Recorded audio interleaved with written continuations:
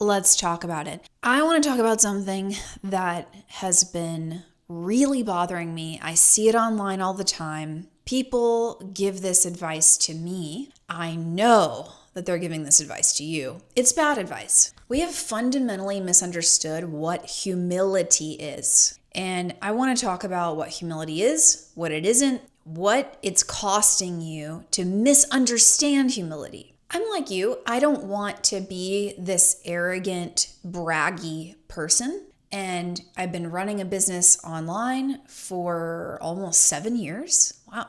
And it requires, the world that we live in requires that we self-promote. This is the modern world. We need to talk about and post, use social media. There are certainly people who've opted out of social media. That's totally fine. It's probably not you. You're watching this video. And the nature of it, right, is that you talk about yourself. You talk, you communicate, however that is, whatever medium you use. And so it can feel really inauthentic because there are lots of people out there that are really inauthentic. They're fake. How many more documentaries, exposés are we going to see about somebody who's selling a product online and they claim to have a certain lifestyle and they are not that person in real life? They're actually a liar. I just finished watching Liver King on Netflix. I'm not even saying I'm not recommending it. It's just a recent example. This guy is selling liver-based supplements, like animal liver,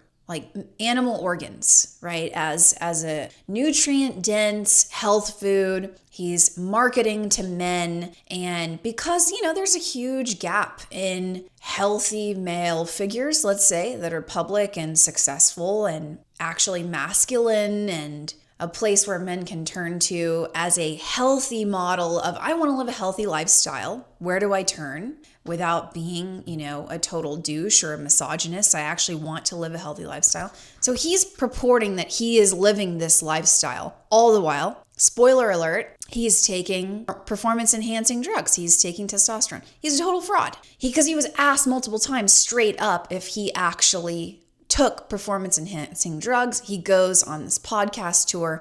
All the top podcasts ask him, and he says straight up, no, never touched the stuff, never done it. I'm sorry. I looked at the guy straight up on Netflix, like the preview, just the image of him, and I was like, bro is on testosterone. He's on steroids. Wasn't a shocker to me, but that's neither here nor there. My only point is that people show up online and they're fake. And so part of why we don't want to do that, we don't want to show up online, we don't want to post on LinkedIn, we don't want to tell our story, we don't want to start that newsletter, we don't want to start that podcast, is because we don't want to be associated with these people who have made a living showing up online and being fake. Because you value humility. You value being someone of integrity who is not a showboat, who is not arrogant, is not self-focused, and I understand this. If you're listening,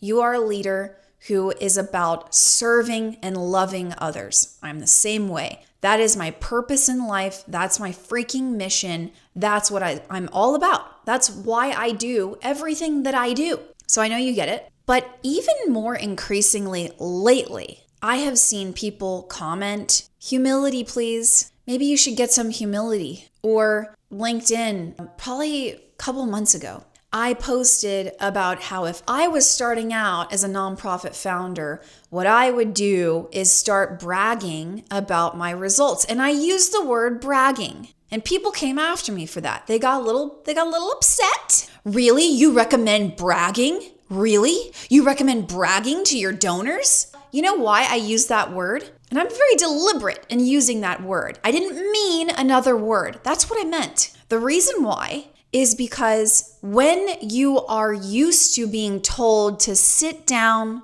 be humble, shut up, don't talk about yourself, Don't talk about how great you are. Don't make a big deal out of your strengths, your gifts, your dreams. You know what? Just pipe down and focus on helping everybody else to the point of being a martyr, to the point of burnout, to the point of not caring about yourself. When you begin to share wins, when you begin to talk about your organization and the impact that it's actually created, it feels like bragging. This is my point. I'm talking to people who have been told that they need to play small if they have any hope of succeeding and being a leader worth following. That integrity and being a person of high character means that you downplay what you're good at, that you downplay the impact that you're having in the world. And I call BS. So yes, I use the word bragging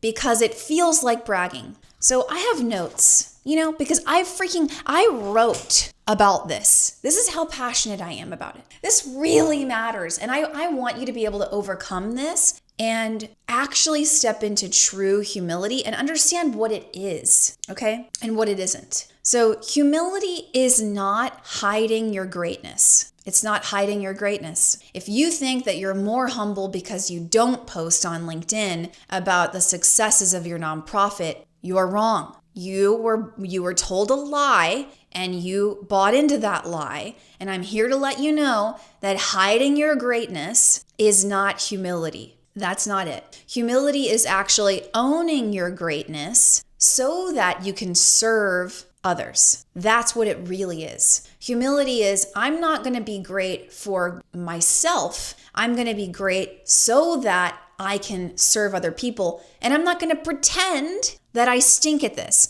I'm not going to pretend that I don't have greatness within me. I'm going to own that because people need my help. What's arrogant about that? Please tell me. I'll wait.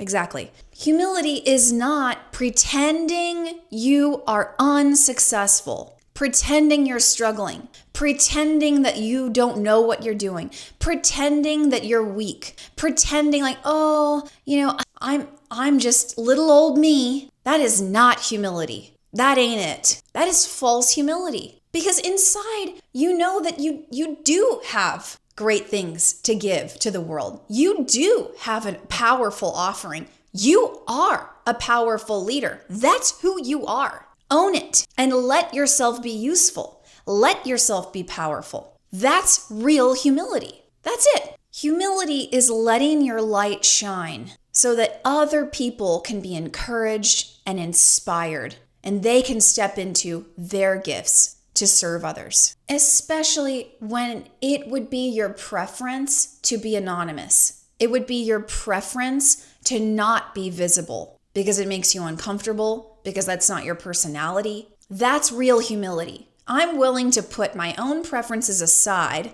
to benefit other people. Humility. And people are going to say, oh, well, you really shouldn't brag. You really shouldn't talk about this, that, and the other. You really shouldn't boast. How will people know what you're doing unless you tell them? And the purpose of telling is so that it can encourage them, so that it can support them, so that they can join your team, join the fight. They're looking for solutions to be a part of. How will people know if you don't tell them? Oh, but okay, yeah, let's keep our nonprofit small, but make sure we're not boasting.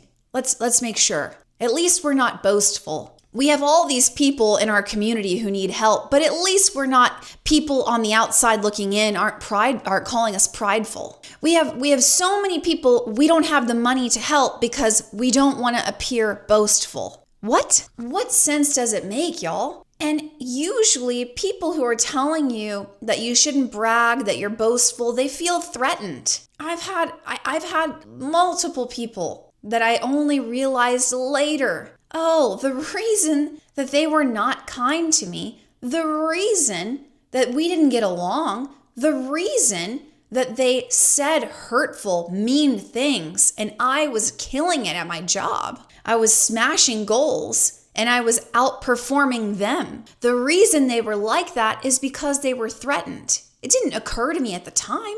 I only realized later, and people started pointing it out. And then I learned when I got around other leaders who were better than me, but they were giving me a chance to shine. They were getting opportunities and handing them over to me. Maybe you've heard me tell this story before. I had the best boss I've ever had, Nuka Solomon. She is now the CEO of Free Wheelchair Mission, amazing nonprofit. And at the time we were working together at United Way, I was a major gifts officer. She was a major gifts officer as well. She became my boss. She got promoted to director of major gifts, rightfully so. And she would get opportunities. There was a really big wealth management firm that wanted her to come speak. And she was like, oh, no. You want Julie to come talk. And here I am, this 20-something young professional. I'm not no speaker.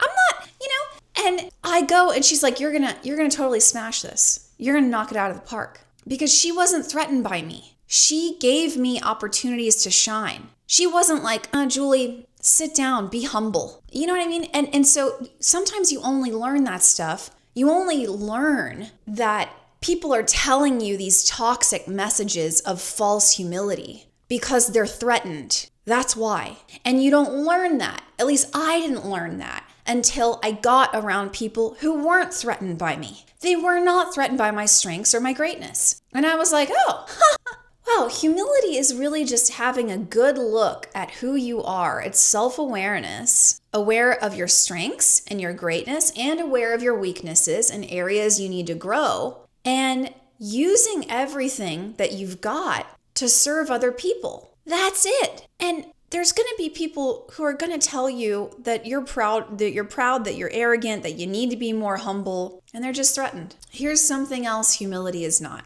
It is not downplaying your strengths to make other people feel comfortable. No. N-O, period. This is a form of people pleasing. People pleasing is a type of manipulation. I'm going to change how I react and interact with you. I am going to try to curate a dynamic between us so that you act a certain way. That's literally the definition of manipulation. And it's not humility. Downplaying your strengths and who you are to make other people comfortable is people pleasing, which is a form of manipulation. That is not humility. Just want to set the record straight here. I get it. I have come from this place. I'm not a naturally humble person. I definitely had to intentionally learn this and design my own inner world and my thinking to be a humble leader. Like I had to do this on purpose. This did not happen organically. This did not happen through osmosis. I had to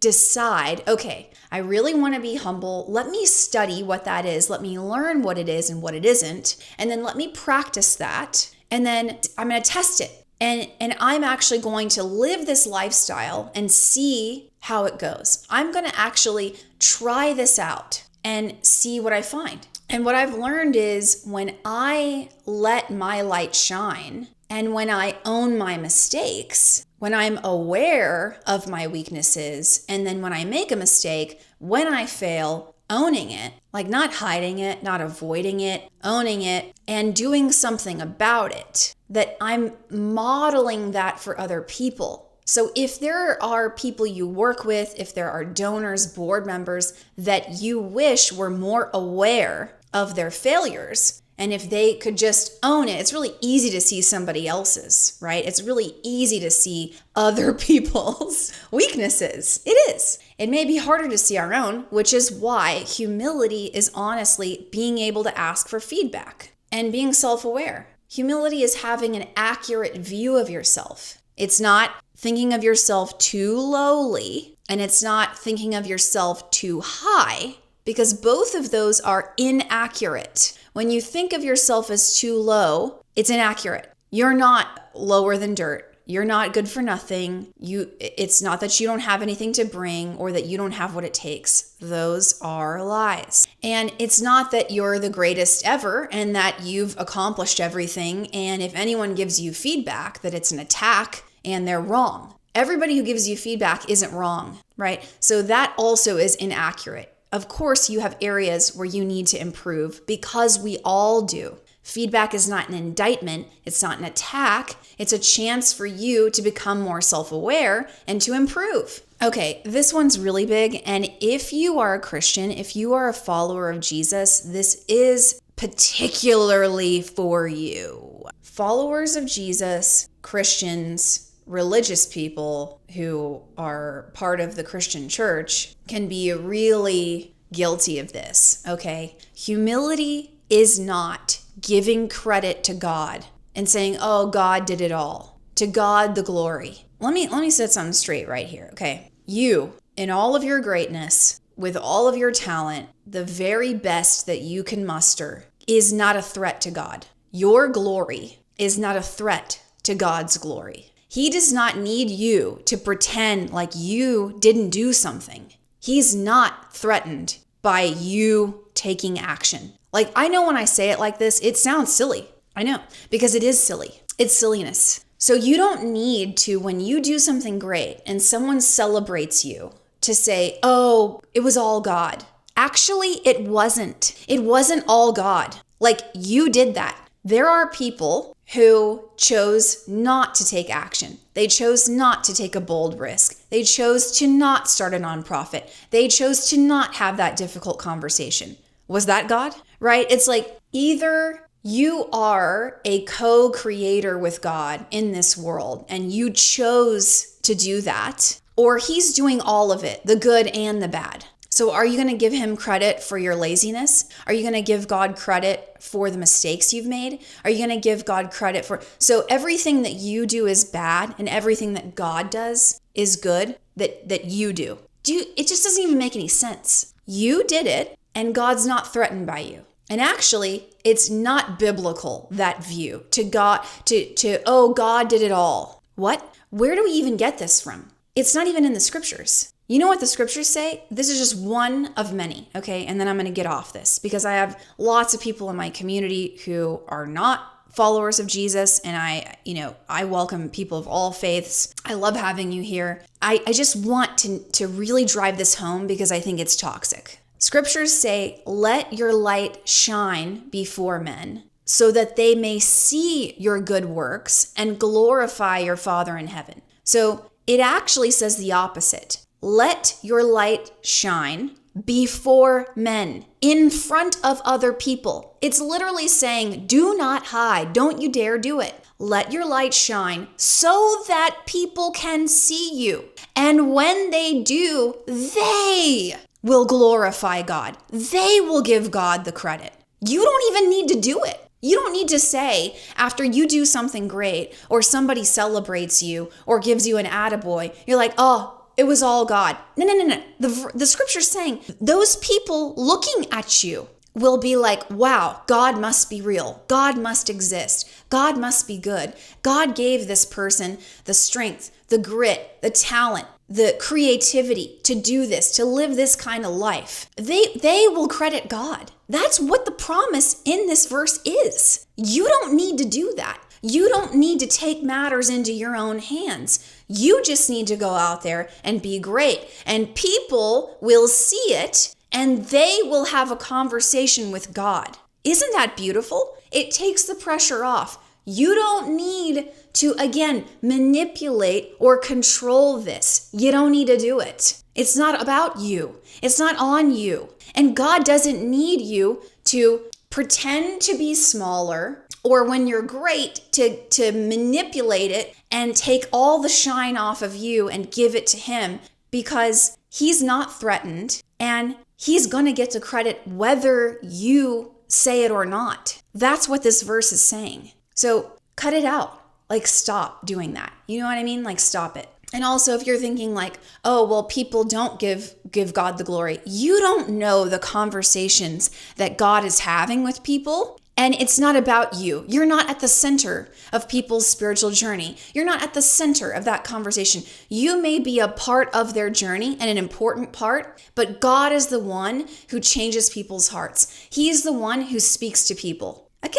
Great. Getting a little heated in here. You cannot outshine God. Even on your best day, you can't outshine him. You're not a threat. So So just let go of that. Let go of the lie that you think somehow you being the best version of you is going to take glory away from God. Honey, He made you. He made you. He knows the best version of you. He knows who that person is. He designed you to be that person. Scripture says that there are good things that He has planned for you long ago to do. He knows the best version of you and who you can become. And He is not threatened because He literally made you like that. That was part of the design. Are you released yet from these lies? Are you released? Okay, we can move on. Great. Playing small to be accepted by others is not humility. That's self-protection.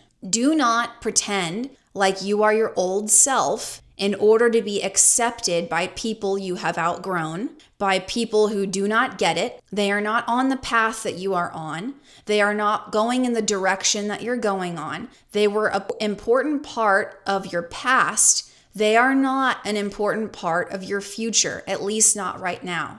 Do not play small to be accepted by them. You know who I'm talking about. That's not humility. It's not. There's a really great book by my pastor, Erwin Raphael McManus. He recently wrote Mind Shift. I gave it to all of my clients who came in for my LA intensive here this past April. And one of the mind shifts in the book is you cannot take everyone with you. Not because you're exclusive, you're excluding people, but because they're not all gonna go. They are certainly invited. Everyone is invited into a better future. And sadly, not everyone takes that road. Not everyone is going to grow with you. And it doesn't mean that you're going to be alone. It doesn't mean that you're going to be more lonely as you grow. It just means that your circle may get smaller and higher caliber. Do not, for the sake of humility, play small to be accepted by certain people who don't get it, who are not going where you're going. Humility is not never talking about your success or your experience. Humility is actually telling your story and owning who you are, owning your success, your experience, your failures, the mistakes, and what you've learned, and sharing that with other people, living an open life so that you are open to other people. They can connect with you. That's humility. Otherwise, it's self-protection. It's about you. And it's so prideful to think, well, I'm just good and on my own. I'm good. I don't need people. I try to keep to myself. What's humble about that? Like it's kind of selfish. It's a response after being hurt and in pain. And a humble person says, you know what? There's more people who need my help. And even if it costs me, I can expect that I'm going to be betrayed, let down, disappointed, but I'm going to choose to serve and love people anyway. That's a humble leader. That's what that looks like. And living an open life where you tell your story and other people are positively impacted by that. They feel less alone. They feel like, wow, if she could learn that lesson, maybe there's something in this for me. She overcame this challenge. I wonder, maybe there's hope for me in overcoming the challenge that I'm dealing with right now. Telling your story and sharing the success, sharing how far you've come is actually humility, because you know that it will inspire, it will encourage, it will spur other people on. It's a community builder. It brings people together. People will resonate with your story. They will resonate with the success, the failure, the experience, the lessons learned. There's nothing prideful about that. Humility is about having a posture of learning, a posture of knowing that you could be wrong. It is having a posture of being a student, being a learner, and then implementation. So not just endless study and information collecting. That's not humility. That's a hobby. Humility is I'm going to learn and be a student and posture my heart to such that I know there are areas where I need to grow. There are things I want to get better in, and I'm going to take what I learned and put it into action. Humility is the willingness to address a mistake and to fix it and then move on with your life. Pride is I'm going to dwell on these mistakes and beat myself up and make it about me and slow myself down and then make my team tend to me and my emotional state because I'm underdeveloped in this area. And so now I'm making this one mistake that I made all about me. That's not humility. That's not it. That's insecurity. That's like you need to make it about you, right? You can't handle failure. You need to be tended to.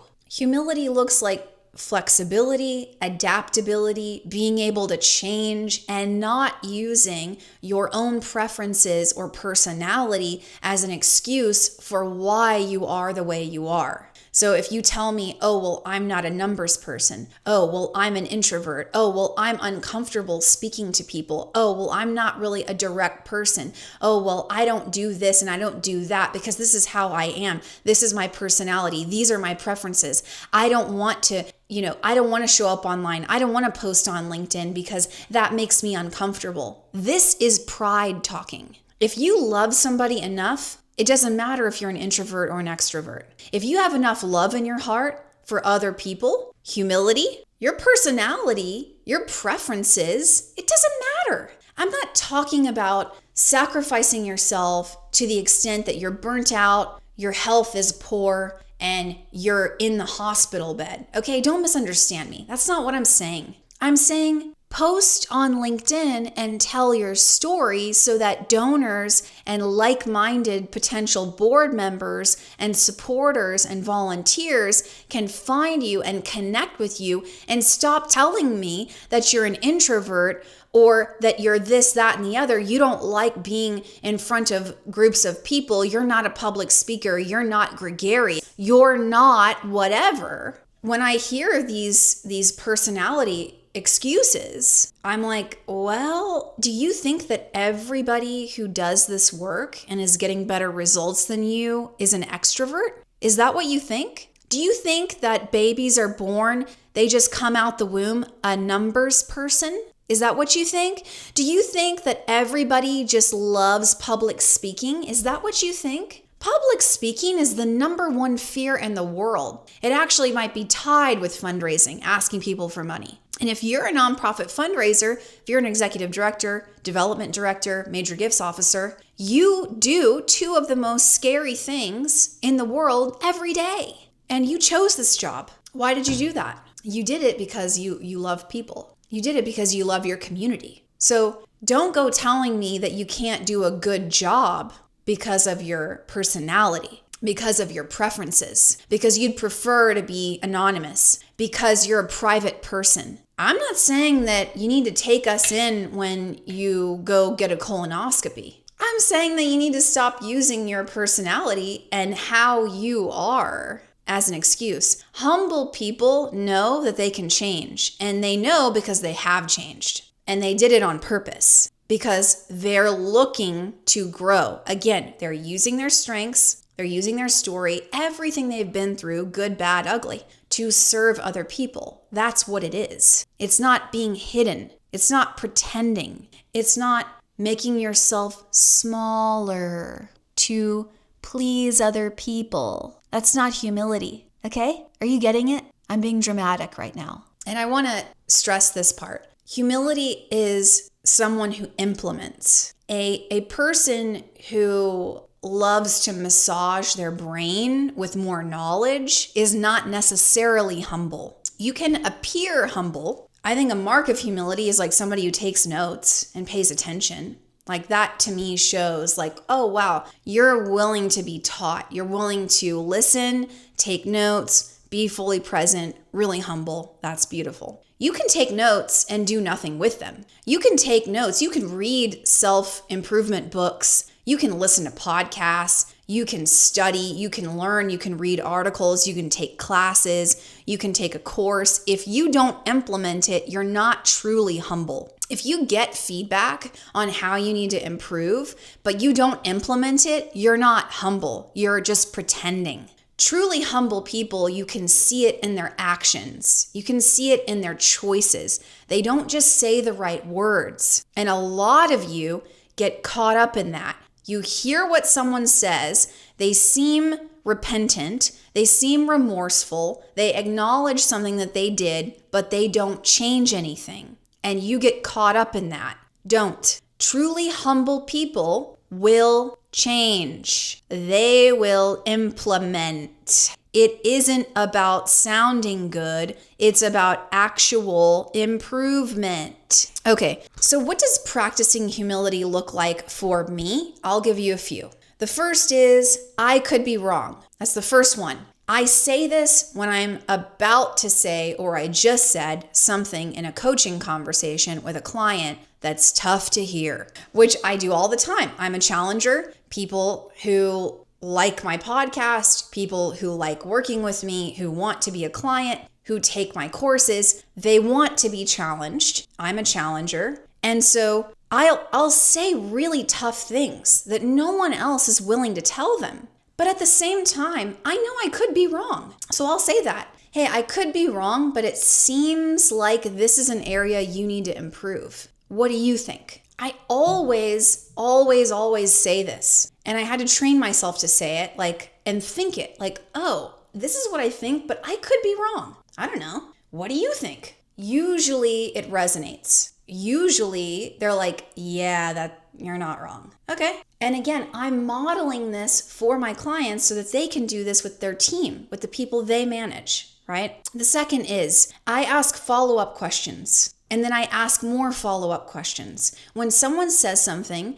I don't assume that I know exactly what they mean. I don't assume that I'm right. I don't assume that I get every word they said. I usually don't. I'm like, what does that mean? I have no problem asking, what do you mean by that? Or what gave you that impression? Or where did you come up with this solution? I would love to understand and learn more. I'm curious. So asking follow-up questions is a form of humility for me. The next is asking for feedback. A form of entitlement is that you think that people should give you feedback without you asking. I don't wait for people to give me what I need. I ask for what I need. Healthy people communicate what they need. If you need feedback, then ask for it. And maybe people don't give you feedback because you're not humble. You can't handle it.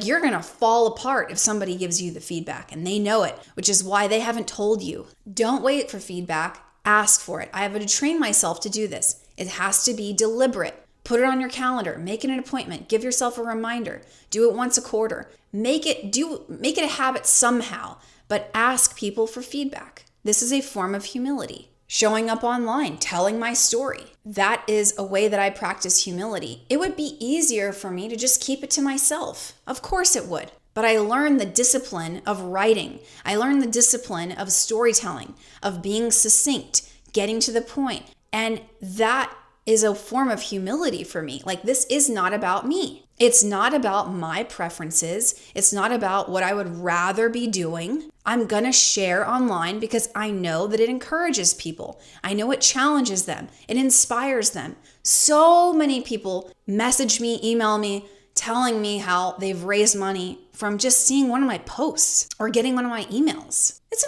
amazing. And the last one is going for it, taking risks, taking calculated risks, bold action, because I know I don't need to be perfect. I don't need to always get it right. I know that I can improve. I can learn from failure. And I don't expect to get it right every time. A humble leader is like, you know what? I know I'm probably going to mess up and it's okay. I'm not expecting perfection. I'm not even thinking about perfection. I'm thinking about how can I improve? How can I get better? I don't even know what perfection is. I wouldn't trust anybody who told me, oh, this is perfection. I'd be like, okay, good for you. I want to improve and I want to get better every day. And I'm satisfied with that. So humility for me is I'm going to take the bold action, even if I'm not sure how this is going to turn out. It's actually kind of fun. It's an experiment. It's like, okay, let me try this and see if it works. And I can learn from that.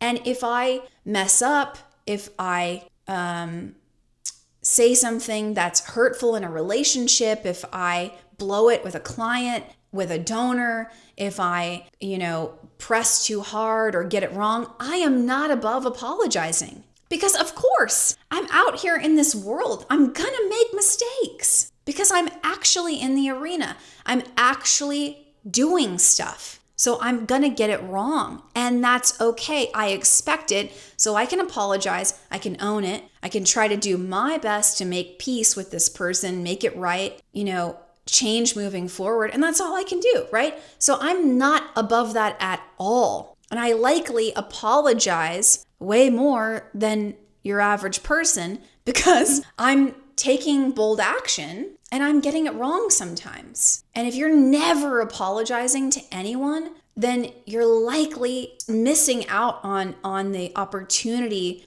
to grow, to learn about yourself, to be more self-aware. That's really a humble leader can apologize. A humble leader can ask for forgiveness, can make amends, and try to make things right with people. A prideful person is going to avoid, is going to run away from anybody who knows about their mistakes because they don't want to face it. It's awkward. And this is part of why people are so obsessed with new donors, because they feel like it's super awkward with the donors that they have. And that's just a form of pride. It's like your preference. I'll rather just start over fresh because these people, they know us too well. They have bad experience. They've been disappointed by us. We dropped the ball. And so I'd rather just get new donors. My focus is new donors. I hear people say this and I'm like, yikes. You're going to get these new donors and you're probably going to disappoint some of them too. So you got to learn how to get some humility and just face facts and try to make it right and try to have a dialogue with this person. Have a conversation. Ask follow-up questions. Ask for feedback. Learn. And then implement what you learn. So I hope that this was helpful. I hope that this was both encouraging and a kick in the pants. I'm going to be doing more videos like this. If there are topics that you want me to cover, if there's something that you have questions about, you want me to talk about, I'd love to hear them. Share your topics with me in the comments, and I'll see you next time.